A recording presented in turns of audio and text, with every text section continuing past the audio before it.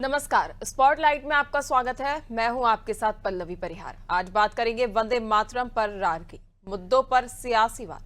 जी हां, वंदे मातरम के गायन को लेकर देश की सियासत गर्म है। भाजपा और कांग्रेस के बीच चल रही जुबानी जंग में अब उत्तर प्रदेश के दो बड़े नेताओं की एंट्री हो गई है। बहुजन समाज पार्टी प्रमुख मायावती ने वंदे मातरम को लेकर हो रही राजनीति पर सवाल उठाते हुए कहा कि देश के सामने बेरोजगारी, युवाओं की समस्या और बाढ़ जैसी गंभीर चुनौतियां हैं, लेकिन राजनीति दल इन मुद्दों से ध्यान भटकाने में लगे हैं।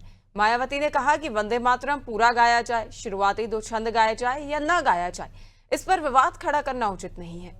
उन्होंने जेन-जी और जेन अल्फा की समस्याओं पर चर्चा और समाधान की जरूरत बताई। तो समाजवादी पार्टी के प्रमुख अखिलेश यादव ने भाजपा पर तंज कसते हुए कहा कि भाजपा के लोग खुद वंदे मातरम ठीक से नहीं गा पाते।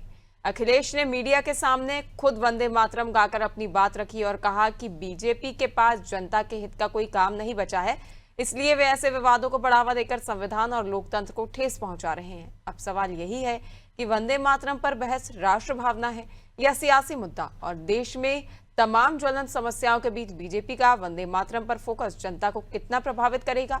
आज उन्हीं सवालों का जवाब तलाशेंगे। पहले सुनते हैं कुछ प्रतिक्रियाएं।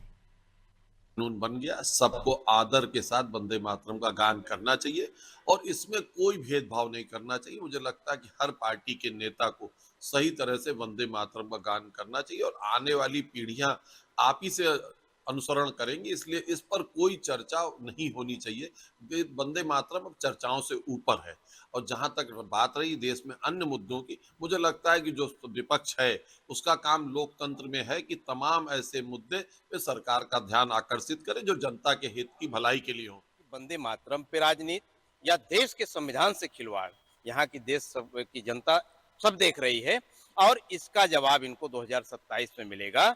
इस तरह की राजनीति जो आपने कहा, जेन-जे, अल्फा, अभी बीटा गामा भी आएंगे, तो मेरा कहना है कि ये जनता नहीं, यहाँ के छात्र नौजवान की ताकत है जिससे परास्त हुए हैं और इन्हीं छात्र नौजवान की ताकत पे 2027 में पीछे हट जाएंगे और यहाँ पर 2027 में राष्ट्रीय अध्यक्ष अखिलेश यादव जी उस सीट पे सवार होंगे। ये भारतीय जनता पार्टी जनता के मूलभूत मुद्दों से ध्यान भटकाने के लिए बात किस पर करना चाहती है?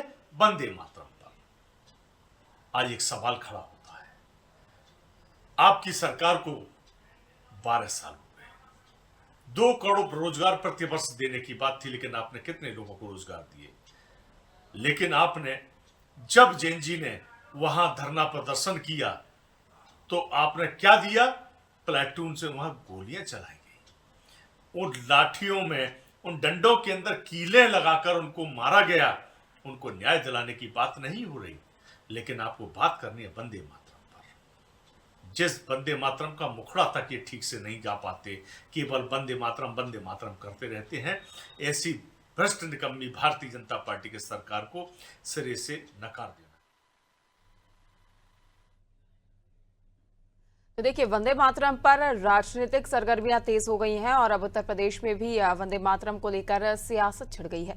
इसको लेकर लगातार बयानबाजी देखने को मिल रही है। वहीं इस पर चर्चा करेंगे, जिसके लिए हमारे साथ कुछ खास मेहमान जुड़ गए हैं। पीके दीक्षित जी हैं भाजपा प्रवक्ता, नसीम खान सपा से हमारे साथ जुड़े हैं, डॉक्टर एच.एन. उपाध्याय जी हैं जो कांग्रेस प्रवक्ता हैं, डॉक्टर विप्लव चौधरी हैं नेता बसपा से। आप सभी का नारी टीवी में बहुत बहुत स्वागत है। तो देखिए, वंदे मातरम को लेकर लगातार चर्चाएं हो रही हैं और लगातार बहसबाजी देखने को मिल रही है सभी राजनीतिक दलों के बीच। लेकिन इस बीच जो बसपा प्रमुख मायावती की ओर से जो मुद्दा उठाया गया है कि प्रदेश के कई ऐसे ज्वलंत मुद्दे हैं, पूरे देश के कई ऐसे ज्वलंत मुद्दे हैं जिन पर चर्चा करनी चाहिए, लेकिन बीजेपी की ओर से जो सत्ता पक्ष है, सरकार की ओर से उन चीजों पर बात नहीं रखी जा रही, उन पर बात नहीं की जा रही और उसके बदले वंदे मातरम की राजनीति की जा रही है। मैं पीके दीक्षित जी से पहला सवाल करना चाहूंगी। पीके दीक्षित जी, आखिर वंदे मातरम को ही क्यों टारगेट बनाया जा रहा है? वंदे मातरम पर क्यों बहस? क्या बाकी जो मुद्दे हैं वो समाप्त हो चुके हैं? इस पूरे देश में अब कोई भी ऐसा मुद्दा नहीं बचा है जिस पर सरकार को फोकस करने की जरूरत है सिवाय वंदे मातरम के? देखिए, हम इन सभी लोगों का धन्यवाद करते हैं कि ये लोग शायद अपने देश के प्रति जो देश प्रेम की भावना है, लगता है कि इनके अंदर से समाप्त हो गई है। इसलिए इसी तरह अगर वंदे मातरम न गाया जाए, का मतलब है कि ये भारत के कानून को जो एक एक्ट बना उसको ये नहीं मानने को तैयार हैं। उसमें जो कांग्रेस की माता जी हैं सोनिया जी, वो एक इशारों में कह रही थी कि इस तरह से अब रोक दिया जाए, या कोई इशारा कर रही थी। उनकी जो उस समय के इशारे हैं वो संदिग्ध थे। एक बात, विरोधी पार्टियों को ये भी अच्छा लगता है कि अभी जब जम्मू कश्मीर में हमारा झंडा नहीं फहराया जाता है, वो झंडे फहराए जाते थे, इस तरह में इन लोगों की रुचि केवल इसमें है कि कौन सी ऐसी बात है जिससे देश विरोध साबित हो। आज वो लिए पायलट गन का मुद्दा घूम रहे हैं इनके कुमार साहब, वो कब जाएंगे? उनसे पूछिए कि अमेठी में एक सुकन्या देवी गायब हो गई थी, वो कब जाएंगे? वहां उनका परिवार गायब है, कब जाएंगे? वो जो संसद भवन के सामने इंदिरा गांधी ने गोलियां चलवाकर सैकड़ों हजारों लोगों को, हजारों संतों को मरवा दिया था, उस पर कब बात करेंगे? कश्मीर पर जो सारे हिंदुओं को भगाया गया 1990 में, मार के बलात्कार करके उनके साथ क्या क्या किया गया, उस पर कब बोलेंगे? देखिए, पिक एंड चूज का मामला जो है वो ठीक नहीं होता है। ये इस देश को किस दिशा में ले जाना चाहती है कांग्रेस, भगवान जाने। आप लोग, जो लोग इनको डिफेंड करते हैं, मैं सोचता हूं कि इनके अंदर क्या देश भावना मृत हो गई है? कैसी बात करते हो? अगर देश में एक राष्ट्रगान है ये गीत है, अगर आप इसको नहीं गाना चाहते तो इसके पीछे राज क्या है, कारण क्या है? इससे आपको कौन सा बैंक लग रहा है? क्या करना चाहते हैं गवर्नमेंट? हमारा ये कहना है कि अगर कोई नियम बनता है, भारत को नियमों को, अगर कोई चीज हमारी संसद ने पास किया है, कानून बनाया है, तो आप उसको नहीं मानना चाहते क्यों? क्या देश में इस विकृत भावना को सबके अंदर भर देना चाहते हैं? मैं उस समय देख रहा था इनके कांग्रेस के लोग इस तरह के प्रपंच कर रहे थे, तो वो प्रपंच इन लोगों को प्रभावित नहीं करते।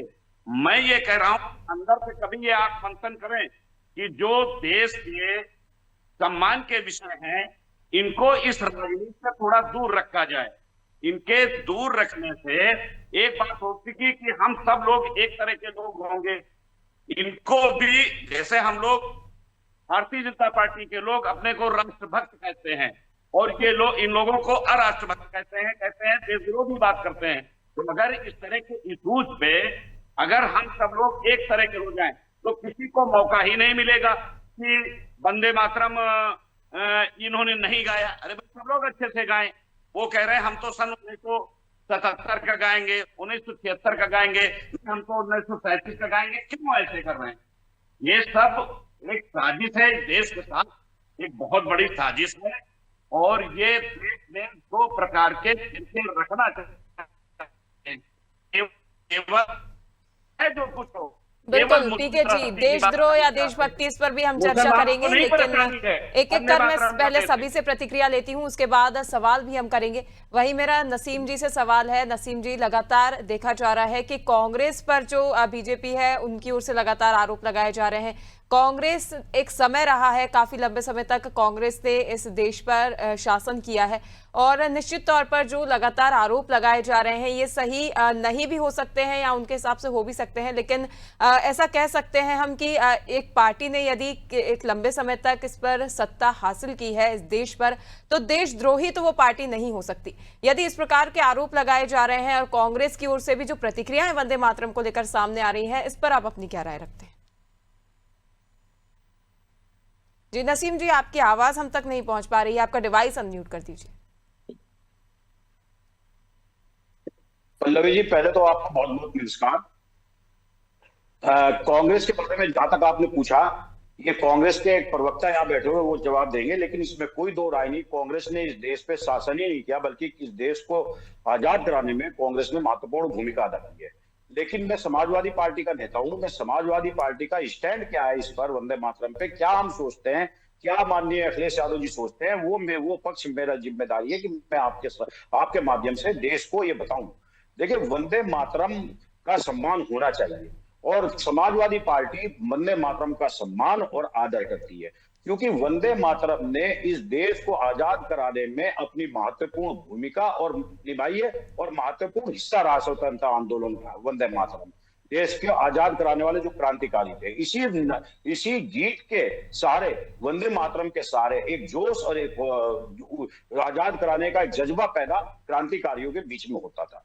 लेकिन किसी एक गीत को गाने ना गाने से किसी की राष्ट्रभक्ति पर सवाल नहीं उठाया जा सकता, क्योंकि हमारे देश में संविधान है और हमारा संविधान सबको अपने धार्मिक आस्था के साथ, अपने निर्णय लेने के लिए, अपने जीने के लिए सभी जाति, धर्म और पंथ और मजहब और एक इंसान को अधिकार देता है।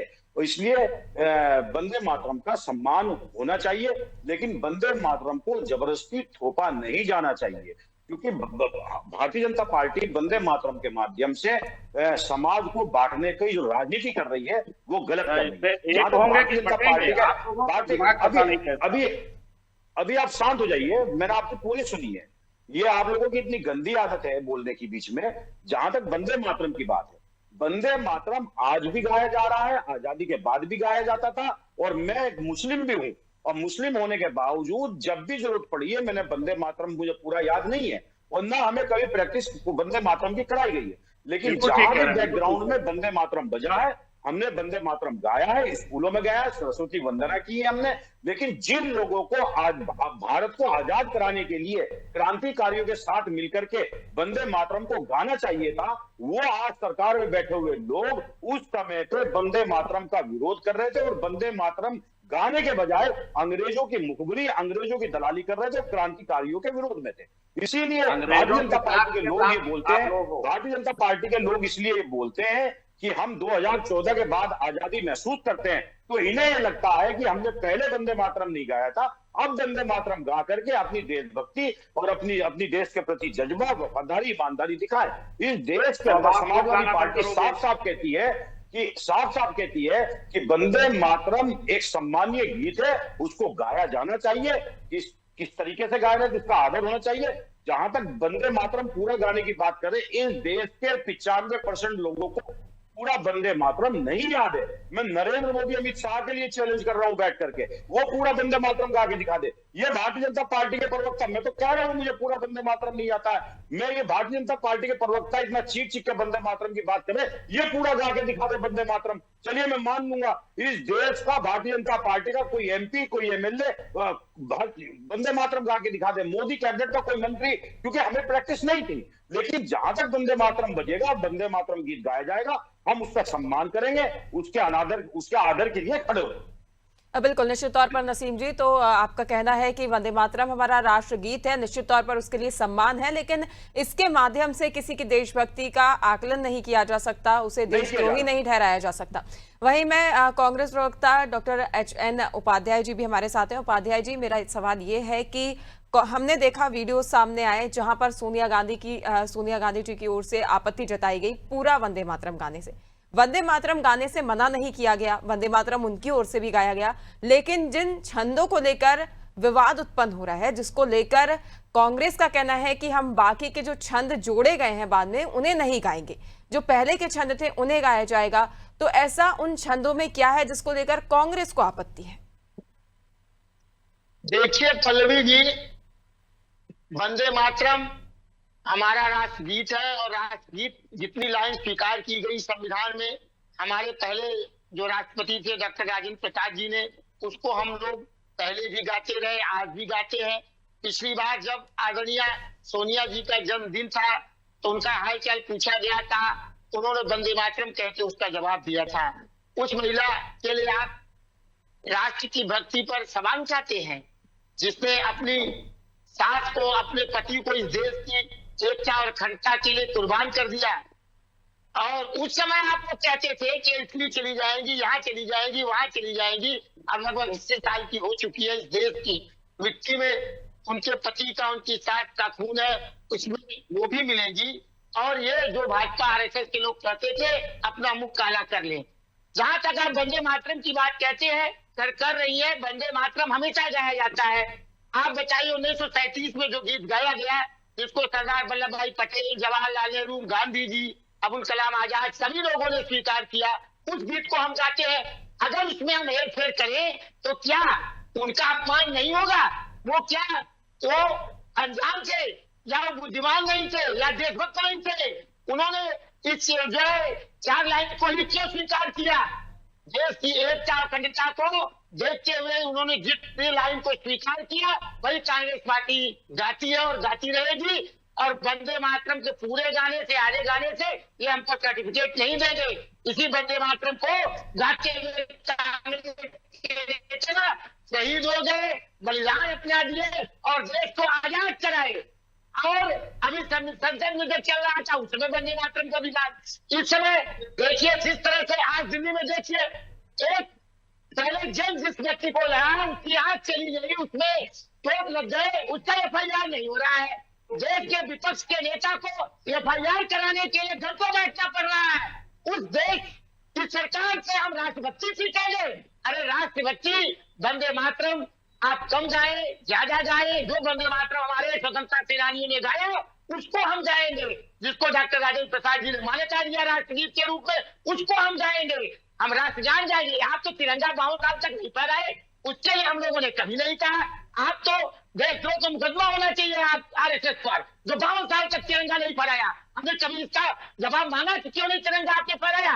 देश की आपको आजादी थी, संविधान के तहत आप तिरंगा नहीं फहराए, अब आप तिरंगा फहरा रहे हैं, वंदे मातरम गा रहे हैं। जैसा कि सपा के हमारे भाई ने कहा, सही, आप जो पहले आप तारीफ लगाए हैं, जो माफी भीड़ के नाम पर प्रसिद्ध है, अंग्रेजों की दलाली करने में, जब हमारे नेता, हमारे क्रांतिकारी अंग्रेजों के दलाल अंग्रेजों के दलाल है, अंग्रेजों के दलाल तुम्हारे सारे लोग थे, तो आप दलाली कर रहे थे, आप माफी मांग रहे थे।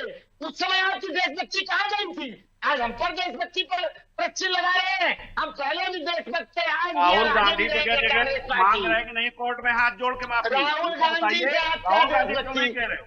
अरे आपने माफी नहीं मांगी देश के लिए कुर्बान किया है, आपने कितना कुर्बान किया है, आपके मोदी जी कितना कुर्बान किए हैं देश की। जी ठीक है उपाध्याय जी, ये आपकी ओर से सही विषय उठाया जा रहा है कि देशभक्ति कोई एक देशभक्ति किसी भी पार्टी से सीखने की जरूरत नहीं है। उपाध्याय जी एक एक कर बात करिए। जी पीके जी हम आपके पास भी आएंगे। और उपाध्याय जी जहां तक बात है देशभक्ति सीखने की, तो वो किसी पार्टी की ओर से सीखी नहीं जाती। देशभक्ति एक भावना होती है जो कि इंसान के मन में होती है और इससे किसी से भी सीखने की या देखकर सीखने की जरूरत नहीं है। लेकिन इसको लेकर भी हम सवाल करेंगे। मेरा सवाल आपसे कुछ और था जिसका जवाब आपने शायद नहीं दिया है, इसका जवाब भी हम लेंगे, लेकिन उससे पहले मैं विप्लव जी के पास जाना चाहूंगी। विप्लव जी, मायावती जी ने एक बहुत अच्छी बात कही है कि देश में कई ज्वलंत मुद्दे हैं और सबसे बड़ा मुद्दा है बेरोजगारी का, उस पर भी बात करनी चाहिए। फिलहाल जो बाढ़ प्रभावित क्षेत्र हैं उन पर काफी विपत्तियां हैं, वहां के लोगों पर काफी विपत्तियां हैं, लेकिन उन पर भी जो है प्रकाश नहीं डाला जा रहा और वंदे मातरम की राजनीति की जा रही है। तो इसके साथ ही ऐसे कौन सी, यदि वंदे मातरम को लेकर ही आपसे प्रतिक्रिया ली जाए, तो जो वंदे मातरम को लेकर राजनीति की जा रही है इसको आप किस तरह से देखते हैं? पल्लवी जी, आपको और सभी पैनलिस्ट को मेरा जय भीम। पल्लवी जी देखिए, ये बहुत महत्वपूर्ण विषय है जो आज हमारी नेता आदरणीय बहन गौरी मायावती जी ने उठाया है कि देश में बहुत ज्वलंत मुद्दे हैं। जिस तरह से आज जो है बच्चे जो है छोटे छोटे बच्चे जो है सड़कों पर आने को मजबूर हो गए अपने अधिकारों के लिए, शिक्षा के अधिकारों के लिए, बेसिक अधिकारों के लिए। तो उस दरमियान जो है भारतीय जनता पार्टी जिसकी जिम्मेदारी बनती है, जो सत्ता में है, उत्तर प्रदेश में है, पूरे देश के आधे राज्यों में जो है जो सरकार में है और देश में सरकार में पिछले 12-13 साल से है, उनकी जिम्मेदारी बनती है और वो जिम्मेदारी से भागने की वजह से इस तरह की चीजें डाइवर्जन करने के लिए लेके आते हैं। देखिए पल्लवी जी, जब हम भारत का संविधान खोलते हैं और पहली जो मूल प्रस्तावना पढ़ते हैं, तब उसमें जो है मैं क्यों कोट कर रहा हूं बहुत जिम्मेदारी के साथ कि हम भारत के लोग भारत को न्यायपूर्ण, संपूर्ण प्रभुत्व गणराज्य, लोकतंत्रात्मक गणराज्य बनाने के लिए तथा उसके नागरिकों को, अब मैं जो पढ़ रहा हूँ, जो कोट कर रहा हूँ, वो बहुत महत्वपूर्ण लाइन है। सामाजिक, आर्थिक, राजनीतिक न्याय, विचार, अभिव्यक्ति, विकास, धर्म और उपासना की स्वतंत्रता। उपासना की स्वतंत्रता बहुत महत्वपूर्ण शब्द है जो कि संविधान की मूल प्रस्तावना में मेंशन है। ये उपासना की स्वतंत्रता भारत का संविधान देता है, आर्टिकल 25 देता है कि जिस व्यक्ति को अपने धर्म की जिस तरह से उपासना करनी है उसको संविधान देता है, उसकी इजाजत देता है। तो इसको जो है राजनीतिकरण करना, सिर्फ और सिर्फ जो बहुत महत्वपूर्ण मुद्दे हैं उनसे ध्यान भटकाना है। उत्तर प्रदेश में इस वक्त बारिश जो है, पूरे देश में बारिश हो रही है। उत्तर प्रदेश में अभी नया नवेला एक्सप्रेसवे बना कानपुर से लखनऊ, वो धंस चुका है, जिसमें आज की जो है पीएनसी इंफ्राटेक पर 40 लाख रुपए प्रति दिन के हिसाब से जुर्माना लगाया जा रहा है। माननीय प्रधानमंत्री जी ने अभी गंगा एक्सप्रेसवे का उद्घाटन किया, उसमें आधी जगह जो है गड्ढे ही गड्ढे पाए जा रहे हैं और बुंदेलखंड एक्सप्रेस आधा धंस गया है। बाढ़ प्रभावित बिहार है, बाढ़ प्रभावित असम है, उस पर सवाल के जवाब नहीं आते। लाखों लोग बेघर हो चुके हैं, कई बच्चे जो है अपने परिवारों से बिछड़ चुके हैं, बहुत लोग अपना अपना जीवन गंवा चुके हैं, उस पर प्रतिक्रिया नहीं आती। इस देश की सरकार को शर्म आनी चाहिए। ये कुपड़ अनपढ़ जाहिलों की जो सरकार है, इनको खुद तो कुछ आता नहीं है, जिम्मेदारी से भागने वाले लोग हैं ये, और इनको अपनी जिम्मेदारी से जब सवाल पूछा जाता है तो ये निहत्थे बेरोजगार बच्चों पर लाठियां चलवाते हैं, उन पर पैलेट गन चलवाते हैं। इनको शर्म आनी चाहिए। 20 जुलाई के आंदोलन में, छात्रों के आंदोलन में इन्होंने पैलेट गन का प्रयोग किया। आप पल्लवी जी वरिष्ठ पत्रकार हैं, आप जिम्मेदार नागरिक हैं, आपको पता है पैलेट गन किस पे इस्तेमाल करते हैं? भारतीय जनता पार्टी के प्रवक्ता बता सकते हैं? मैं आपको जिम्मेदारी से कह रहा हूं, मेरी बगल की विधानसभा है औरैया जनपद, वहां का एक लड़का मिला जिसका मुझे हाथ टूटा हुआ था 26 तारीख को, उसका हाथ टूटा हुआ था, आलोक उपाध्याय नाम था उस लड़के का। उस लड़के ने इतने रोते हुए बताया कि भैया यहाँ पैलेट गन का प्रयोग हुआ है, उसकी आंख में भी एक छर्रा लगा हुआ था। एक बच्चा जो है अपने हक और अधिकार, ये हमारे देश के लड़के हैं, हमारे देश के बच्चे हैं, दुश्मन नहीं थे। आपने उसको मीडिया के कुकृत्यों के माध्यम से चाइनीज एजेंट कहने का प्रयास किया, और अगर आपने उन्हें आतंकवादी और चाइनीज एजेंट मान लिया था तो फिर आप उनके सामने झुक क्यों गए? बिल्कुल विप्लव जी, कई सवाल हैं जिनका जवाब बीजेपी को और सत्ता पक्ष को देने की जरूरत है, लेकिन मेरा आखिरी सवाल है और समय भी हो चुका है, समय की बाध्यता के चलते मैं बीजेपी से आखिरी सवाल लेना चाहूंगी। मैं चाहूंगी कि पीके जी आप चंद शब्दों में अपनी जो प्रतिक्रिया है वो पूरी करें। मेरा सवाल मैंने पहले कांग्रेस प्रवक्ता से ही पूछा था, लेकिन उन्होंने इसका जवाब नहीं दिया। मैं ये सवाल आपसे पूछना चाहती हूँ कि बीजेपी की ओर से जो वंदे मातरम को लेकर राजनीति की जा रही है, इतने सवाल उठाए जा रहे हैं कि कांग्रेस की ओर से वंदे मातरम के बाकी छंद क्यों नहीं गाए जा रहे? मेरा सवाल यह है कि बाकी उन छंदों में क्या है जिसको गाने से कांग्रेस की देशभक्ति सिद्ध हो जाएगी? सिर्फ इतना सवाल है और मैं चाहूंगी कम शब्दों में आप उसका जवाब दें। जी पीके जी। ऐसा है कि आप सोचिए कि जब ये सत्ता से बाहर है तो ये लोग इस तरह के कर रहे हैं कि देश में बनाया हुआ कानून ये नहीं मानेंगे, ये कानून अपने हिसाब से मानेंगे। ये इस तरह के ये उनको हैं जो आपको फांसी होने के बाद बचाने वाले लोग हैं। ये केवल एक जातिवाद, एक तुष्टीकरण के कारण इस तरह की बातें करते हैं। आप बताइए। जी ठीक है दीक्षित जी, ये मेरे सवाल का जवाब नहीं है, मैं आपको रोकना चाहूंगी। नसीम जी काफी देर से कुछ कहने का प्रयास कर रहे हैं। नसीम जी समय की बाध्यता है, इसलिए अपना जो आपकी प्रतिक्रिया है आप कम शब्दों में देने की कोशिश करें। पीके जी, मैंने आपसे सवाल किया था, आपने जवाब नहीं दिया, अब आप शांत हो जाइए। मैं नसीम जी से सवाल कर रही हूँ। जी नसीम जी। पीके जी आप शांत हो जाइए। जी नसीम जी, पीके जी बात सुनने दीजिए, आप नसीम जी की बात सुनने दीजिए।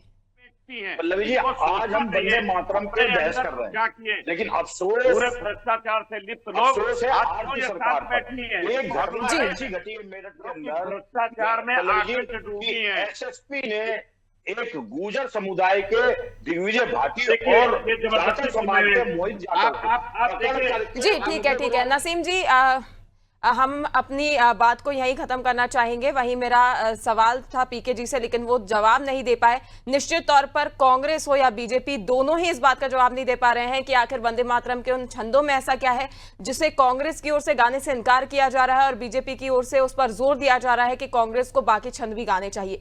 या यूं कहें कि इन दोनों ही पार्टियों को नहीं पता कि वे किस चीज पर लड़ाई कर रहे हैं। केवल वंदे मातरम को एक राजनीतिक मुद्दा बना लिया गया है। भ्रष्टाचार की बात की जाती है सभी पार्टियों की ओर से, लेकिन भ्रष्टाचार पर लगाम कसने के उपाय कोई नहीं बताता। कई ज्वलंत मुद्दे हैं जिन पर चर्चा कोई नहीं करना चाहता, केवल राजनीतिकरण करना चाहती है हर पार्टी इस मुद्दे का। लेकिन ना ही विपक्ष की ओर से ज्वलंत मुद्दे उठाए जाते हैं, विपक्ष की ओर से भी उन मुद्दों का राजनीतिकरण किया जाता है और सत्ता पक्ष की ओर से भी पुरजोर लगातार देखा जा रहा है कि वंदे मातरम का समर्थन किया जा रहा है, लेकिन किसी को नहीं पता कि उस समर्थन के पीछे क्या वजह है।